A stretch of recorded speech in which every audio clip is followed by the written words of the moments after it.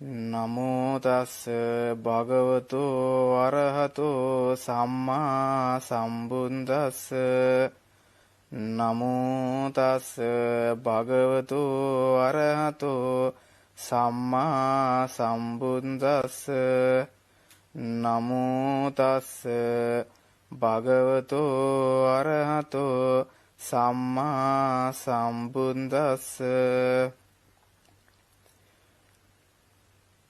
මාතා පෙත්ති බරංජන්තුං කුලේ ජෙට්ටාපචායිනං සන්නං සංකිලස සම්බාසං පේසු නෙය්‍යප්පහායිනං මච්චේර විනයේ යුත්තං සච්ඡං කෝදාපි බුන්නරං තං වේ දේවා තාවතින්සෝ ආහු සම්පුරිසෝ ඉතිති.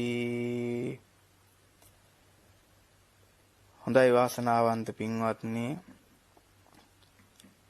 අද මේ උතුම් බක්පුර පසළොස්වක පොහොය දවසේ මෙයා ටෙලිවිෂනයේ ඔස්සේ ඔබ සියලුම දෙනාට ඊටාම ගෞරවයෙන් මේ උතුම් පොය දවසේ ලෞතර බුදුරජාණන් වහන්සේ විසින් දේශනා කරන්න යෙදුනා වූ ඒ උතුම් වූ ධර්මස්කන්ධය, ඒ උතුම් වූ ධර්මස්කන්ධයෙන් බිඳක්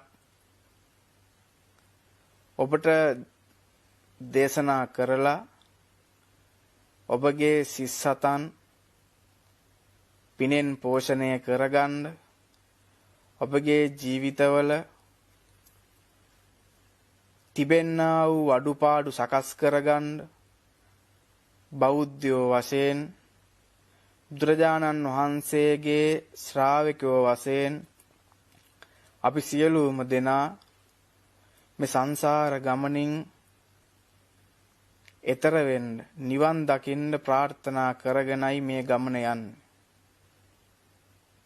ඉතින් අද පොය දවසේ විශේෂ වශයෙන් ලංකාවාසී සියලුම දෙනාට, බෞද්ධ ජනතාවට බොහොම වැදගත් වෙන පොහොයක් තමයි මේ බක්පුර පසළොස්වක පොහොය කියලා කියන්නේ.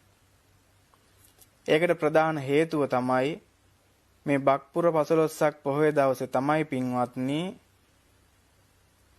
බුදුරජාණන් වහන්සේ දෙවන වරට ලංකා ගමනේ සිද්ධ කරන්නේ. ලංකාවට වැඩම කරන්නේ බක්පුර පසළොස්වක පොහොය දවසක. ඒ නාගදීපයට වැඩම කරලා ඒ චූලෝදර මහෝදර කියන මේ දෙන්න අතරේ තියෙන මේ විරසකය, රණ්ඩුව, ක්‍රෝධය කියන දේ නැති කරලා ධර්මයේ දේශනා කරලා නැවත ඉන්දියාවට වැඩම කරන්නේ මේ වගේ පොහොයක් දවසක, බක්පුර පසළොස්වක පොහොය දවසක. ඒ නිසා ලංකාවාසී සියලුම දෙනාට, බෞද්ධ ජනතාවට අද දවස ඊටාම සුවිශේෂී දවසක් වෙනවා, මේ උතුම් පොහොය දවස. ඒ වගේම තමයි ගෞතම බුදුරජාණන් වහන්සේ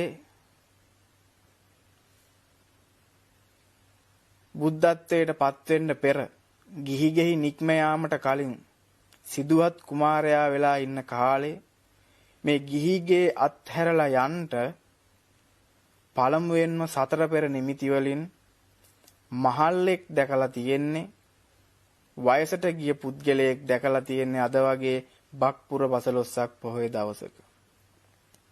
ඉතින් මේවැනි උතුම් පොහොයක් දවසක තමයි අද මේ වගේ වැඩසටහනක් මෙයා ටෙලිවිෂනයේ ඔස්සේ ඔබ සියලුම දෙනාට, ලංකාවාසී ජනතාවට, ඒ වගේම විදේශගත වෙන්න ජනතාව ඇතුළු ධර්ම ශ්‍රවණය කරන්න කැමති පිනට ලැබි බෞද්ධ ජනතාවට මේ වගේ උතුම් වැඩසටහනක් පවත්වන්න, වැඩසටහනක් සිද්ධ කරන්න. ඉතින් මෙන්න මේ පොය දවසේ මේ විශේෂ කාරණාවත් සමගම අද ධර්මදේශනා මාතෘකාව වශයෙන් මා යොදාගත්තේ සත්ත වතපද සූත්‍රය කියන එක. මේක අපේ මේ බෞද්ධ ජනතාවට බොහෝ සෙයින් වටිනවා. සත්ත්‍ය කියලා කියන්නේ මේ හතක් වත කියන්නේ වත්. ඒ කියන්නේ තමන් පිරිය යුතු වත් 7ක්. වෘත 7ක් තමයි මේකේ සඳහන් වෙන්නේ මේ සූත්‍ර දේශනාවේ. මේ සූත්‍ර දේශනාව සඳහන් වෙන්නේ සංයුත්ත නිකායේ සක්ක සංයුත්තේ. මේකේ සඳහන් වෙන්නේ මේ තව්තිසා දිව්‍ය ලෝකේ ඉන්න දෙවිවරු මේ මනුෂ්‍ය ලෝකයේ ඉන්න මේ මිනිස්යන්ගෙන් සත්පුරුෂයා කවුදයි තෝරාගන්නේ මෙන්න මේ කරුණු 7 සම්පූර්ණ වෙච්ච පුද්ගලයා. මනුෂ්‍ය ලෝකයේ සත්පුරුෂයෙක් නම් ඒ සත්පුරුෂයා තුල මෙන්න මේ ගති ලක්ෂණ 7 පවතින්න ඕන. ඒකෙන් තමයි දිව්‍ය ලෝකේ තව්තිසා දිව්‍ය ලෝකේ දෙවිවරු මේ මනුෂ්‍ය ලෝකයේ සත්පුරුෂයා කවුද කියලා තෝරගන්නේ දැන හඳුනා ගන්න.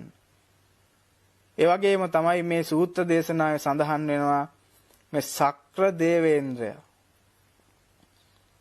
එතකොට මේ ශක්‍ර දේවේන්ද්‍රයා ඒ ශක්‍ර දේවේන්ද්‍ර পদවිය ලබන්න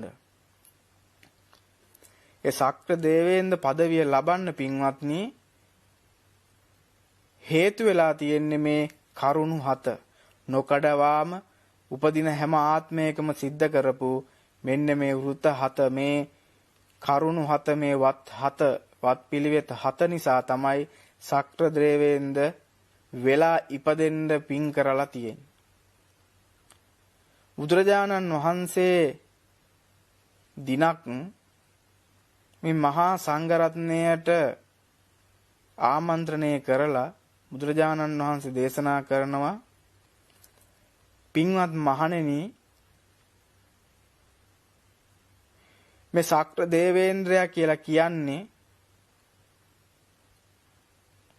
උපදින හැම ආත්මයකම බොහෝ පින්දහම් සිද්ධ කරගත්ත කෙනෙක්. අපි දන්නවා මේ ශක්‍ර දේවේන්ද්‍රයාට නම් රාශියක් තියෙනවා. පළවෙනි එකක් තමයි මේ මගවා කියලා කියන්නේ. මේ මගවා කියලා කියන්නේ එයා මග මානවකෙක් වෙලා ඉපදිලා අපි අහලා තියෙන දන්න කතාවක් තමයි මේක. ඉතින් මේ මග මානවකෙක් වෙලා ඉපදිලා මෙයා පිරිස පිරිවරාගෙන සිල් රකිමින් හොඳ දේවල් කරමින් පොදු වැඩ කරමින් ශ්‍රම දාන කරමින් කටයුතු කරපු ආත්ම භාවය. ඉතින් මේ මග මානවක නමින් නම තිබ්බ නිසා ශක්‍ර දේවේන්ද්‍රයාට මගවා කියන නම භාවිතා කරනවා. එතකොට තව නමක් තමයි මේ පුරින්දද කියන්නේ. පුරින්දද කියලා කියන්නේ මෙයා ඉපදිච්ච එක ආත්මයක එක දිගට දන් දීලා තියෙනවා.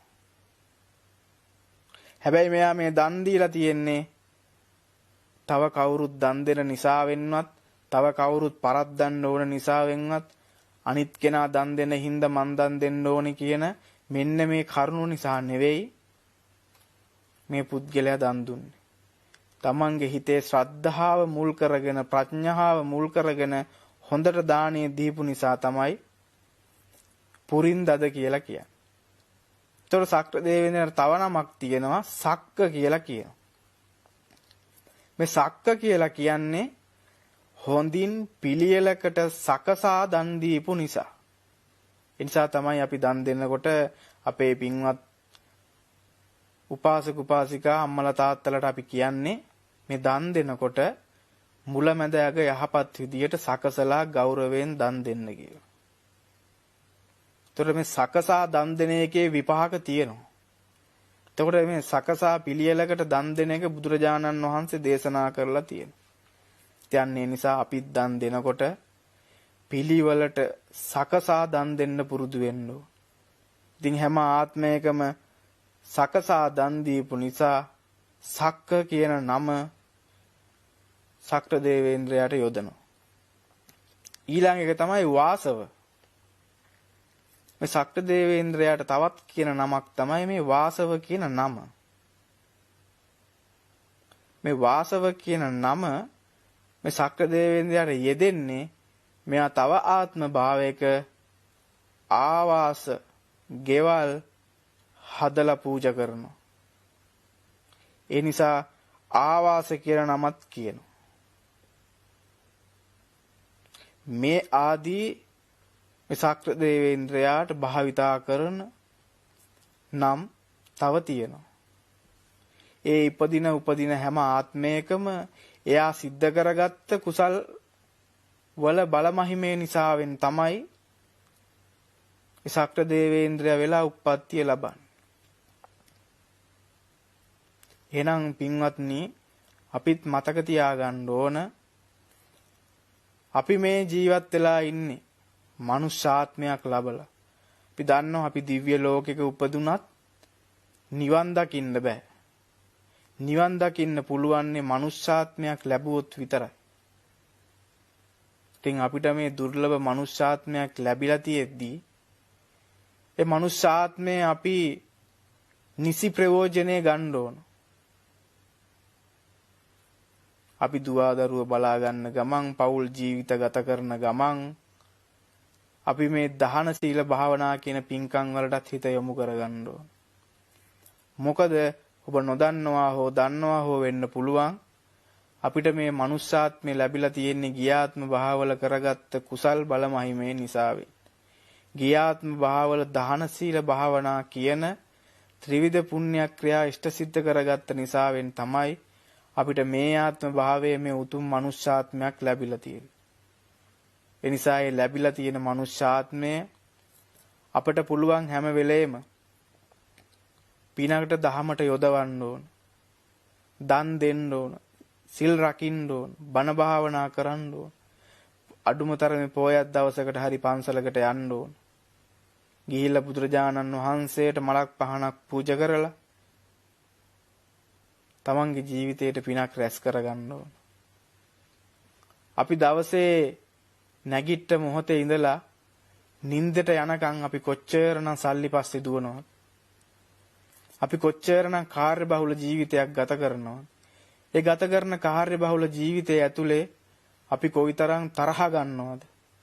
කොයිතරම් ලෝභ වෙනවද? කොයිතරම් කපටිකම් කරනවද? මේ වගේ දේවල් පෘථග්ජන මිනිසුන් අතර සිද්ධ වෙනවා. අපි ඒක නුවණින් අවබෝධ කරගන්න ඕන. ධර්මය කියන්නේ දැනුම තිබ්බට නිවන් දකින්න පුළුවන් දෙයක් නෙවෙයි. ධර්මය කියන්නේ අවබෝධ කරගන්න ඕන දෙයක්. සිතට එන සිතුවිලි වලට ඉඩ නොදී සිත තමන්ගේ පාලනයට අරගෙන සිත පුළුවන් තරම් කුසල කර්මයේ යොදවන්න පුළුවන් වෙන්න ඕන. දැන් බලන්න මේ වගේ පොයක් දවසක මේ ලංකාවේ මේ ලෝකයේ gedara හෝ වේවා පන්සලක හෝ වේවා කී දෙනෙක්ද සිල් සමාදන් වෙලා ඉන්නේ කියලා? කී දෙනෙක්ද පන්සලට ගිහිල්ලා අද දවසේ සිල් සමාදන් වෙලා ඉන්නේ? බෞද්ධයෝ කියන කී දෙනෙක් නම් අද දවසේ වෙනකොට සමහරට ගෙවල් වල වෙලා ඉන්න පුළුවන්, සමහරට රස්සාවල් තාම යනවා වෙන්න පුළුවන්, නැත්තම් මේ නිවාඩු දවසේ තමන් කොහේ හරි විනෝදචාරිකාවක් හෝ යොදාගෙන ඇති. ඇයි ඒ පුද්ගලයොන්ට හිතෙන්නේ නැහැ අද පොයේ දවසේ පන්සලකට ගිහිල්ලා මම පිනක් දහමක් කරගන්න ඕන කියලා. හොඳට මතක තියාගන්න අපිට පුළුවන් කාලේ අපි පින් දහම් නොකර ගත්තොත් අපිට බැරි කාලේ අපිට ගොඩාක් පසුතැවෙන්න සිද්ධ වෙනවා.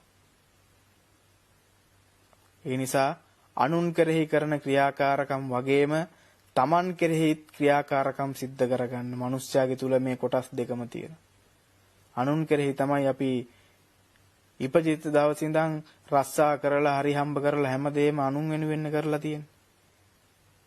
අපි ලක්ෂ ගණන් සල්ලි හම්බ කරා කියලා අපි තට්ටු 10ට ගෙවල් දොරවල් හැදුවා කියලා මේ දේවල් වලින් නිවන් දැක්ක කියලා කෙනෙක් අපි මේ බෞද්ධ දර්ශනය තුල දැකලා නැහැ. අපි අහලත් නැහැ.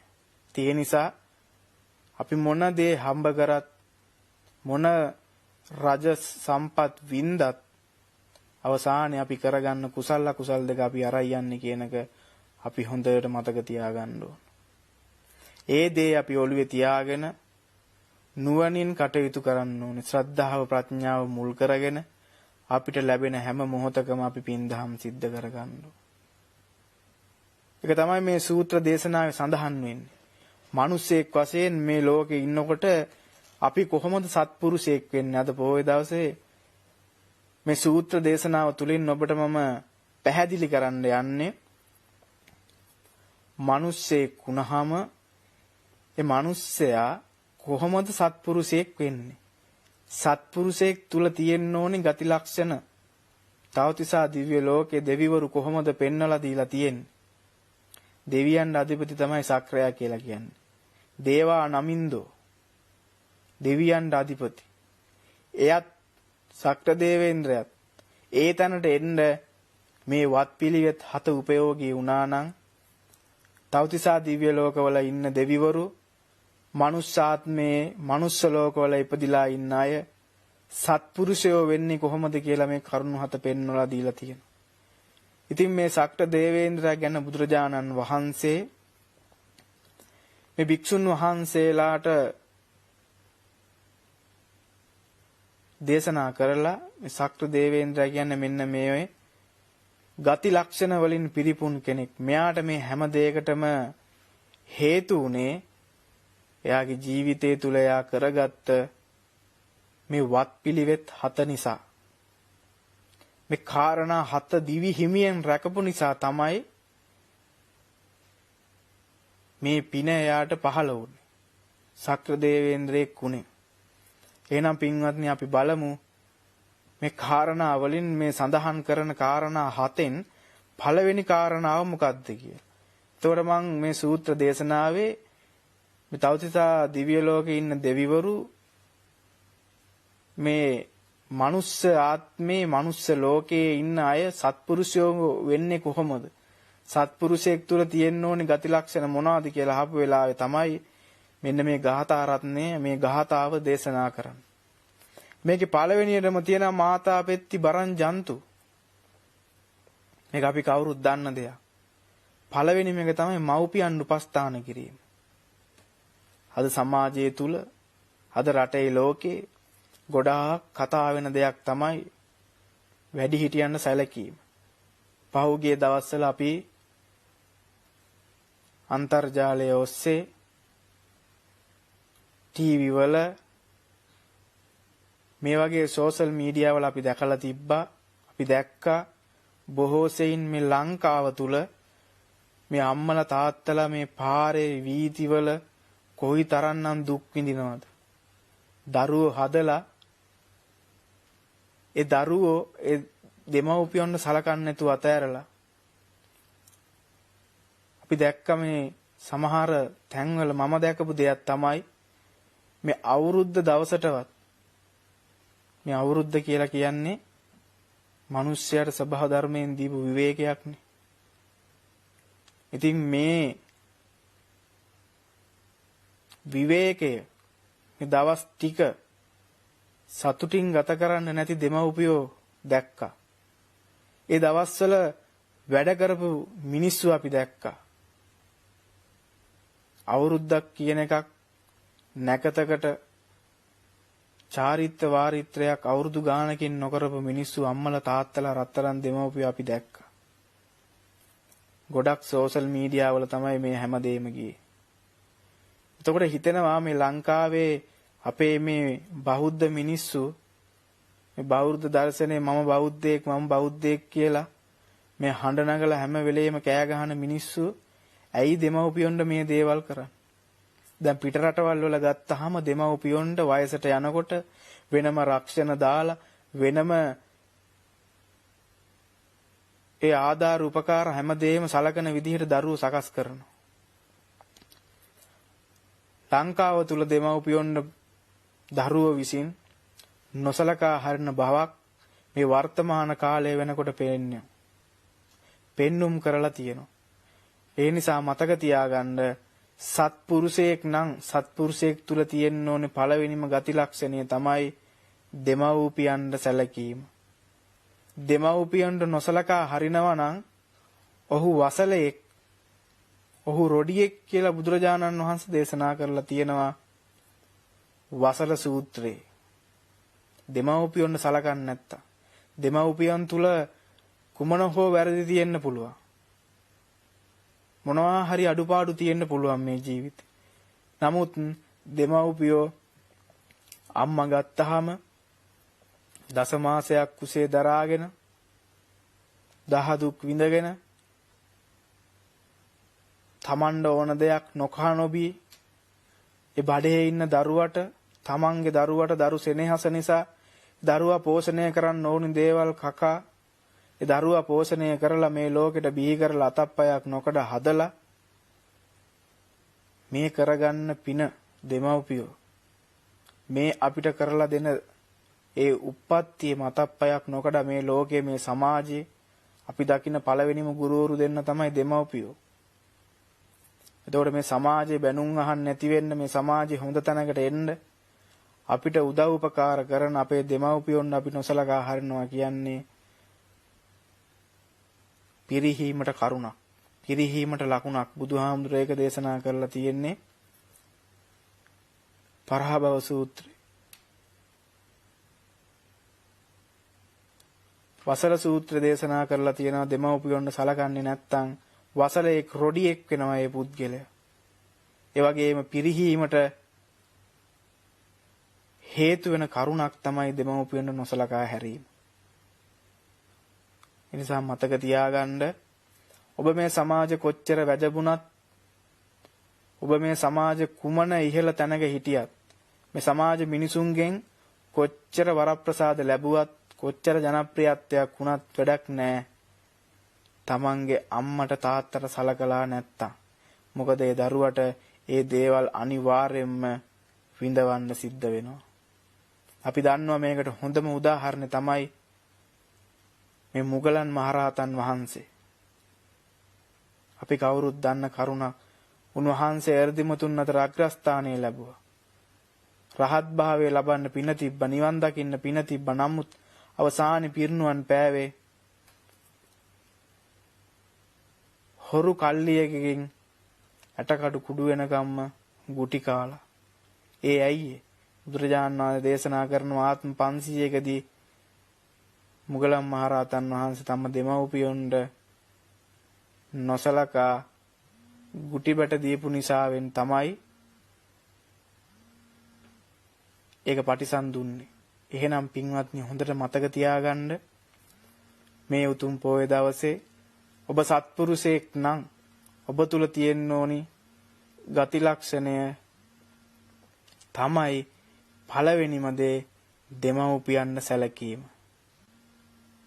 දෙමව්පියන්ට සලකන පුද්ගලයා සත්පුරුෂයෙක් හැටියට මනුස්ස ලෝකයේ පමණක් නොවේ දිව්‍ය ලෝකයේ දෙවිවරු පවා සත්පුරුෂයෙක් හැටියට ඔහුව පිළිගන්න සූදානම් කියන එක මේ සූත්‍ර දේශනාවෙන් පැහැදිලි වෙනවා.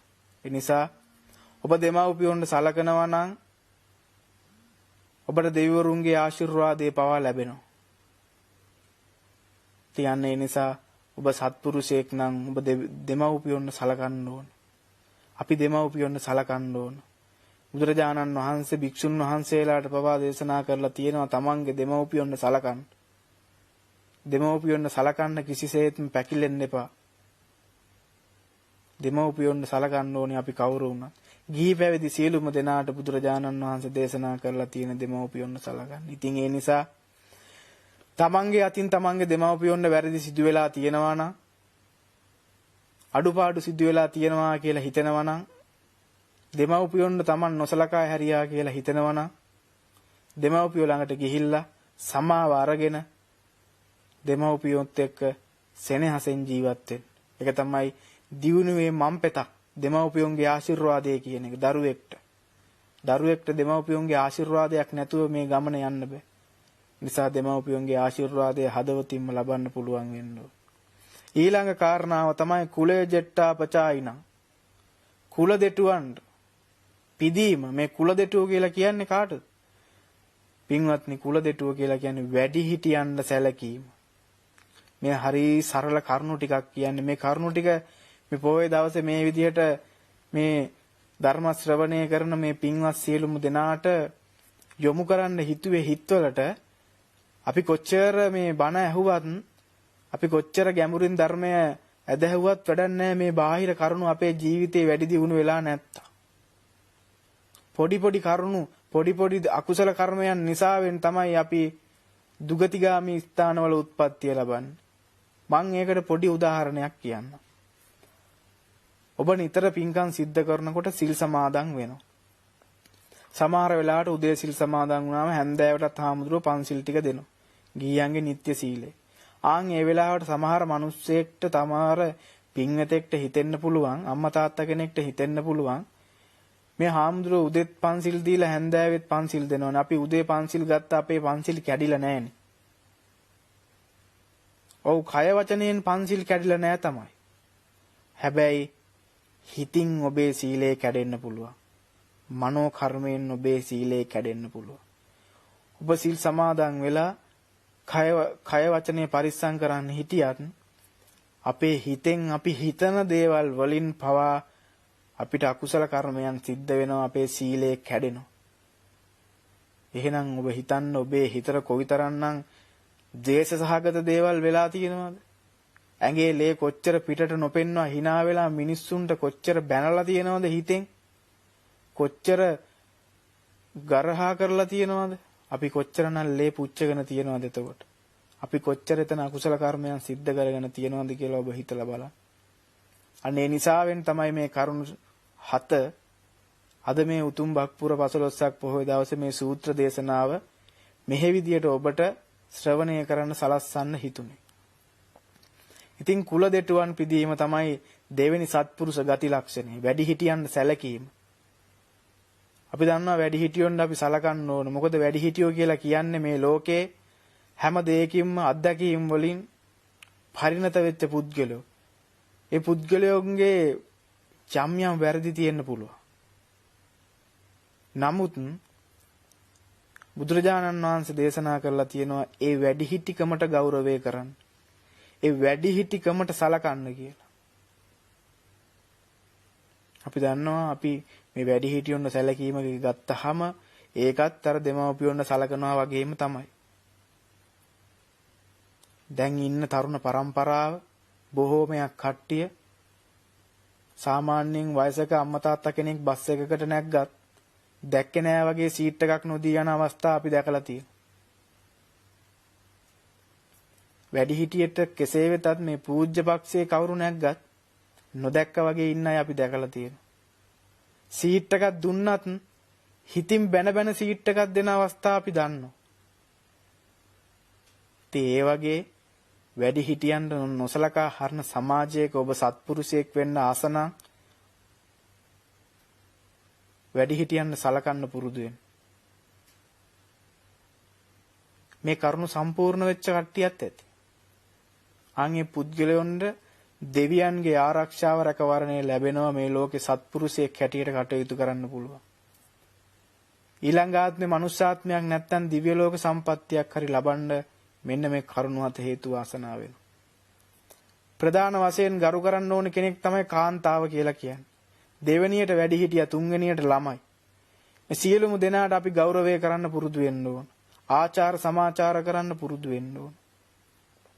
මේ දේවල් රැකගෙන ඒ දේවල් ආරක්ෂා කරමින් බෞද්ධ හැටියට අපි යන්න ඕන. සමහර මේ දේවල් මෙහෙම කිව්වට දැන් මං කිව්ව පළවෙනි එක තමයි දෙමව්පියොන්ට සලකන්න ඕන. පළවෙනි එක දෙමව්පියොන්ට සලකන්න ඕන, දෙවෙනි එක වැඩිහිටියන්ට සලකන්න ඕන.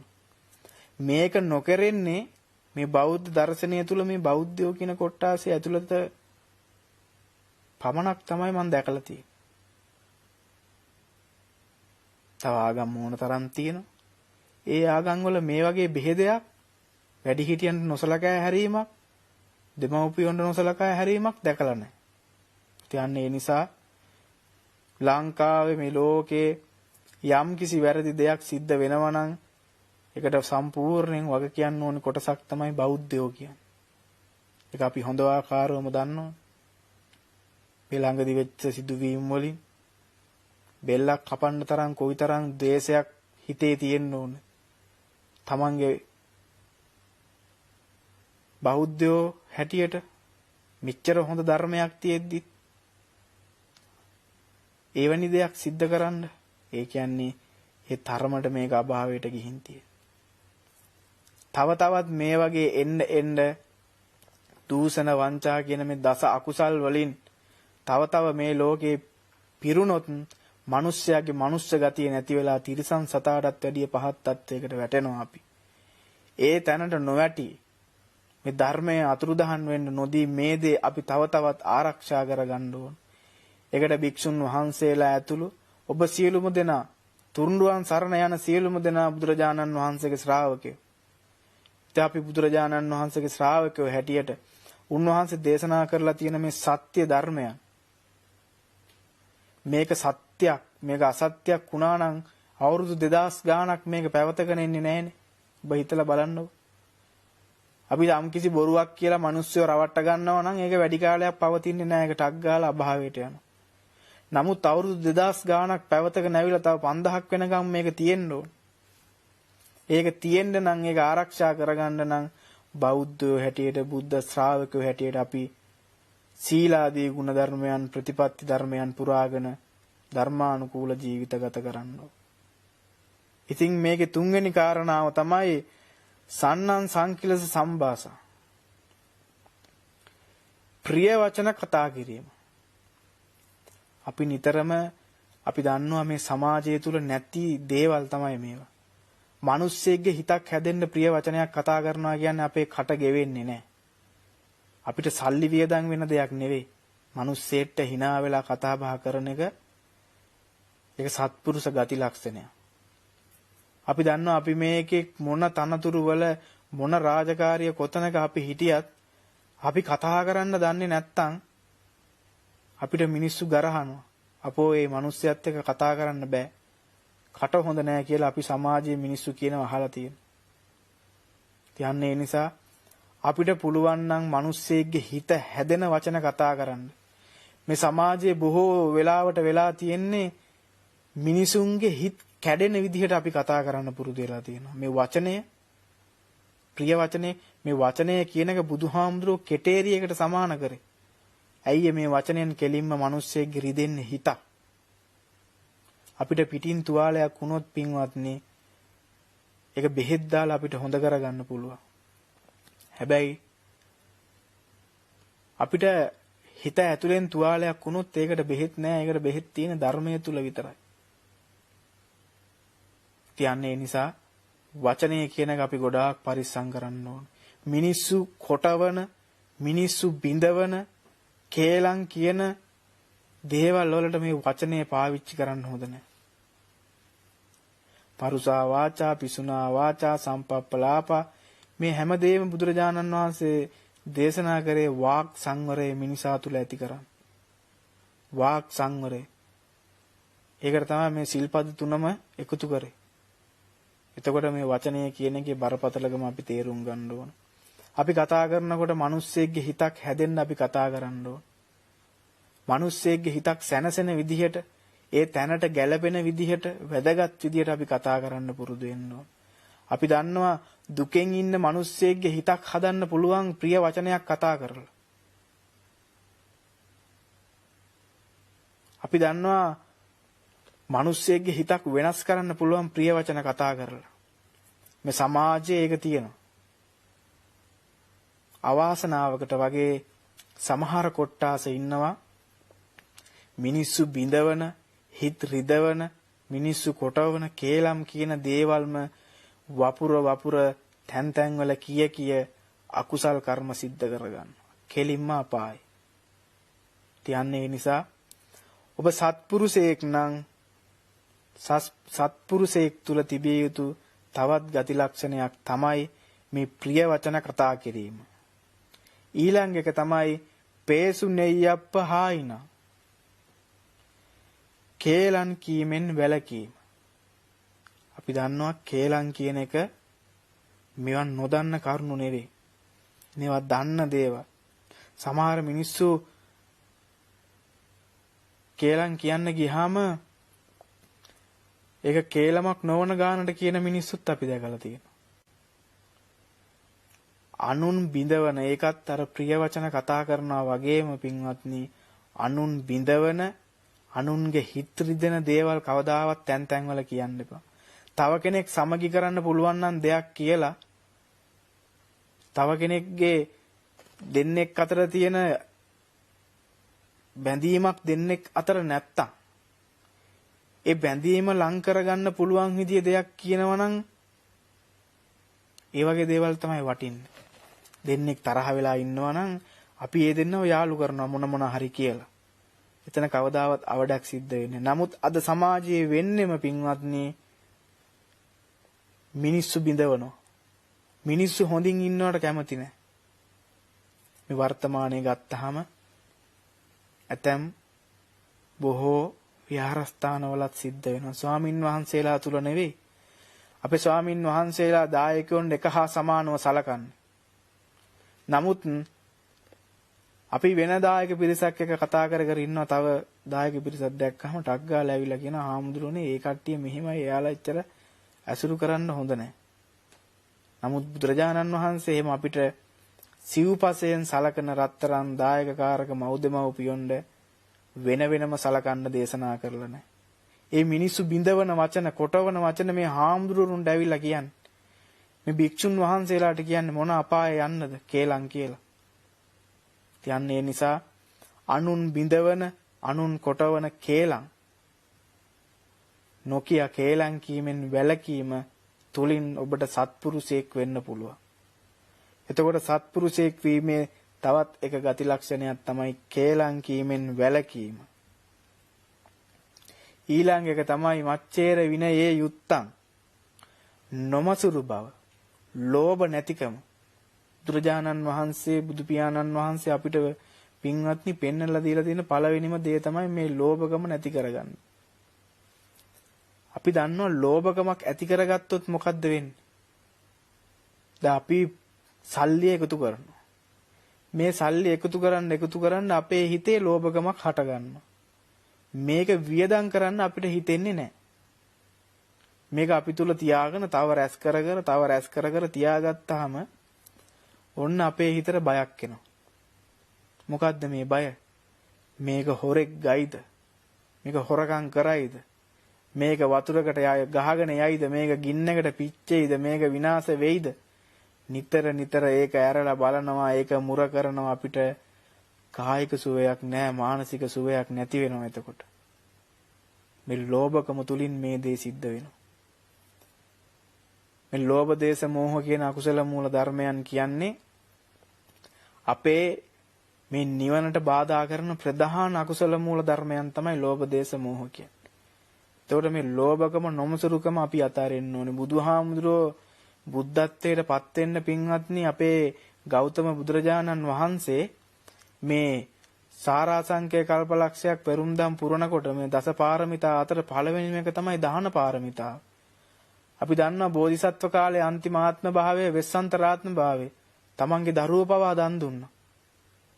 අපිට ඒ තැනට කරගන්න අමාරු වෙයි. නමුත් අපිට යම්කිසි වැඩිපුර දෙයක් කව කෙනෙක්ට දෙන්න තියෙන්නේ මතක තියාගන්න අපි ගිය ආත්මේ දන් දීපු නිසා වෙන්නේ. අද ඔබ ඔය ගෙදෙට්ට වෙලා ඉන්නේ. අද ඔබ ඔය වේලක් හරි කාලා නිදහසේ ඉන්නේ. ඔබ ගිය ආත්මේ දන් දීපු නිසා. අපි දන්නවා මේ මොහොතේ වීතිවල කොයිතරම්නම් හිඟා කන යාචකයෝ ඉන්නවද? තැනක් නැතුව වීතිවල බුදිය ගන්න මිනිස්සු ඉන්නවද? එදා වේල කන්න නැති මිනිස්සු කොච්චර අපි දැකලා තියෙනවද? ඇයි දන් නොදීපු නිසා හම්බෙන්නේ නැහැ. එහෙනම් මතක තියාගන්න ඔබට හම්බෙලා තියෙන්නේ මේ ආත්මේ ගිය ආත්මේ දීපු නිසා. අපිට දුගී මගී යාචකයෙක්ට දෙන්න වැඩිපුර රුපියලක් හරි අපේ අතේ තියෙනවා නම් ඒ තියෙන්නේ ගිය ආත්මේ දීපු නිසා වෙයි. එහෙනම් මතක තියාගන්න අපි ඊළඟ ආත්මෙටත් මේ දේවල් අරන් යන්න ඕන.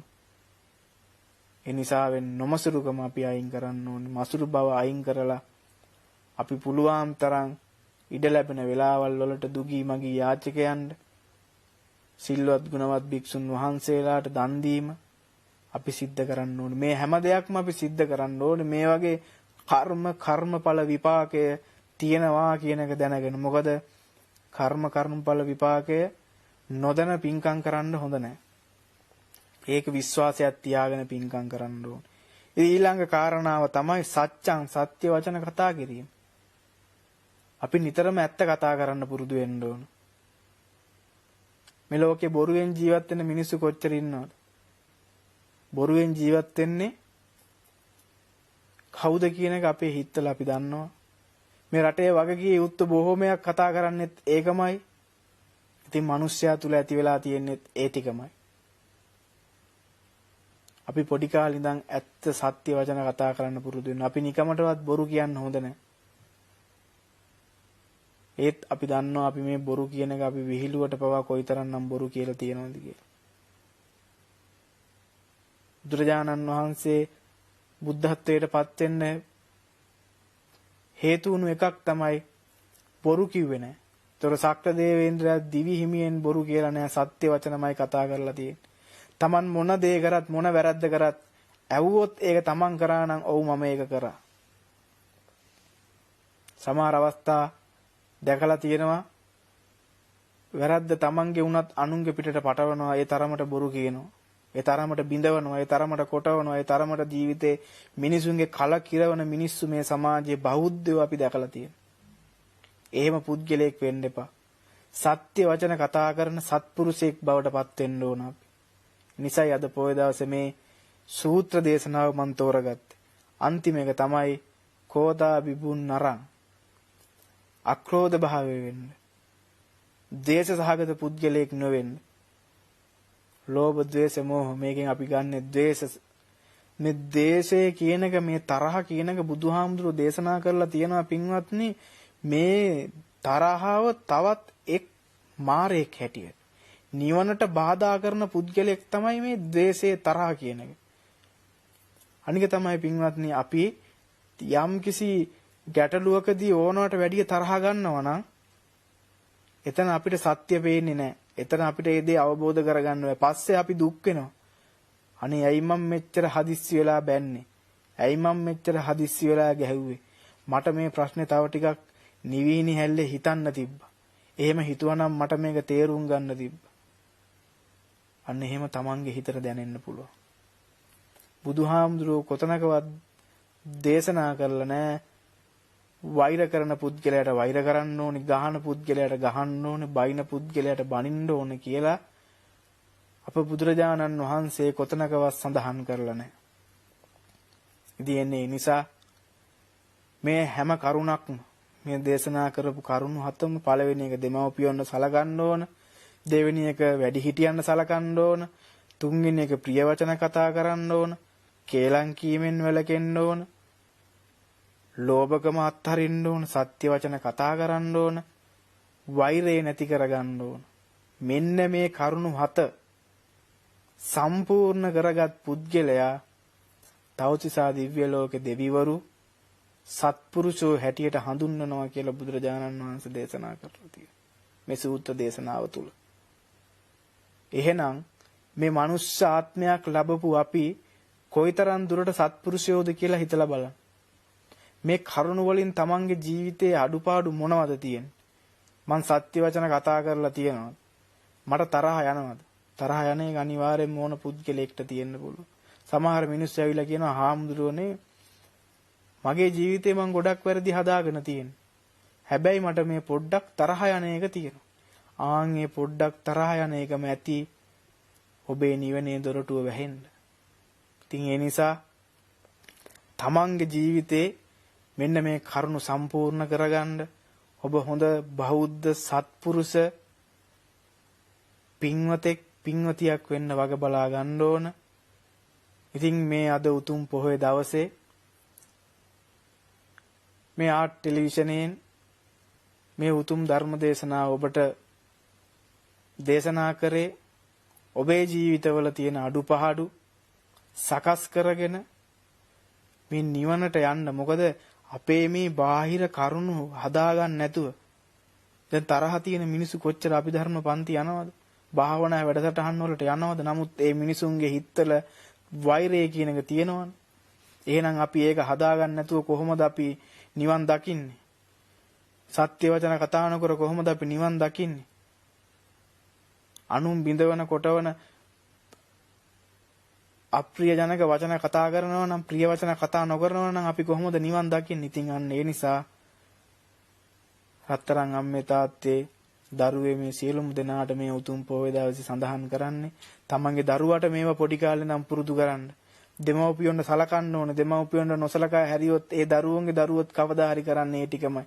දරුවන්ගේ දරුවන්ගෙන් ඒ දුක විඳින්න සිද්ධ වෙනවා. ඒ නිසා දරුවන්ට පුරුදු කරන්න අම්මලා තාත්තලා සත්පුරුෂයෙක් වෙන්නේ කොහොමද? ඔබ විතරක් ධර්මයේ ශ්‍රවණය කරලා නිකන් ඉන්න එපා. මේ ධර්මයේ ශ්‍රවණය කරලා මේ වගේ කරුණු තියෙනකොට මේවා කොහේ හරි සඳහන් කරගෙන හිතේ හරි තියාගෙන දරුවොන්ටත් මේ දේවල් කියලා දෙන්න. ඒ තුලින් තමයි මේ බෞද්ධ ප්‍රබෝධය, ධාර්මික ජීවිතය සහ මේ ලෝකයේ මේ රටේ සත්පුරුෂයෝ කියන කට්ටිය ඇති වෙන්නේ. ඉතින් අද දවස තුල ඊටාම ගෞරවයෙන් සමහර විට ගෙවල් වල සිල් සමාදන් වෙච්ච පිරිසත් ඇති, විහාරස්ථානවල සිල් සමාදන් වෙච්ච අයත් ඇති. ධර්ම ශ්‍රවණය කරන ඔබ සියලුම දෙනා සිල් සමාදන් වුණ නොවුන මේ පොය දවසේ ධර්ම ශ්‍රවණයට සවන් දුන්න මේ සියලුම පින්වත් අම්මලා තාත්තලා දුව දරුවෝ සියලුම දෙනාට මේ උතුම් ධර්ම දේශනාව තමන්ගේ ජීවිතයේ තියෙන අඩුපාඩු හදාගෙන ධාර්මික ජීවිතයක් ගත කරමින් තව තවත් ධම්මානුධම්ම ප්‍රතිපත්තියන් පුරාගෙන ඒ බුදුරජාණන් වහන්සේ පෙන්වලා දුන්නු උතුම් චතුරාර්ය සත්‍ය අවබෝධයේ පිණිසම මේ උතුම් ධර්ම දේශනාවේ කුසල බලය හේතු වාසනා වේවා කියලා ප්‍රාර්ථනා කරනවා.